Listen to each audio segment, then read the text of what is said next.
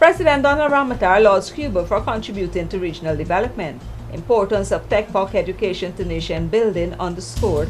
Government ministers urge Guyanese to vote on merit.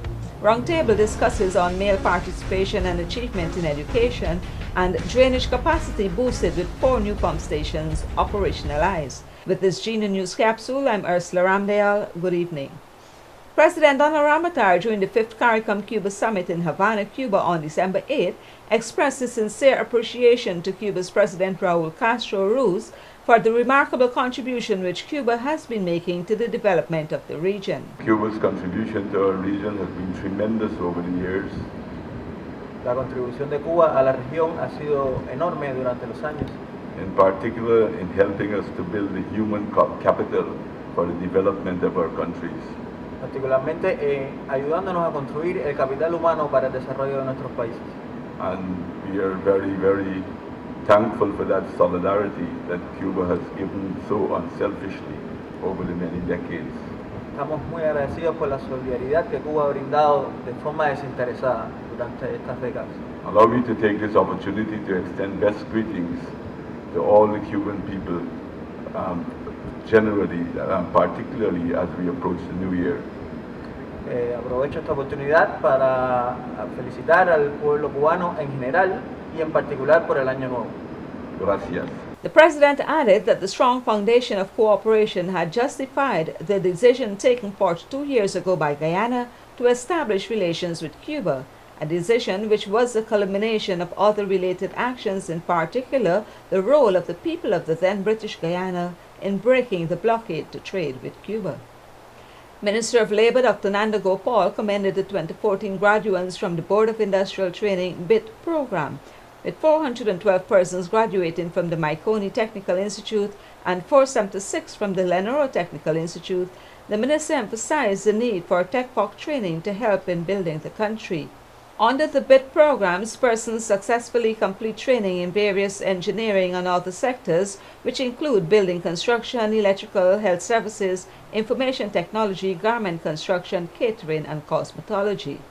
Guyanese are being urged to be cautious of the racist platforms and screens that are being put forth during the run-up to general and regional elections, and to vote on merit and not race. They go back to certain constituencies and they preach the same type of things. And, you know, they accuse the government, for example. They go to the sugar workers and they tell the sugar workers that, you know, the government is giving Linden free electricity, but sugar workers are not going to be paid increase in salaries. When the sugar workers are paid increase in salaries now, they go back to the bauxite workers and they said they are only paying sugar workers increased salaries. They're not paying you increased salaries.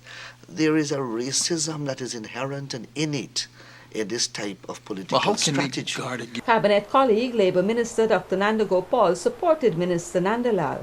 He added that recent statements emanating from the AFC leadership that those found wanting and guilty of corruption would be fried were political grandstanding, since he was confident that no one in the PPPC was or could ever be found guilty of corruption. Guyana continues work towards achieving the Millennium Development Goal on education, placing more emphasis on the male population and their participation.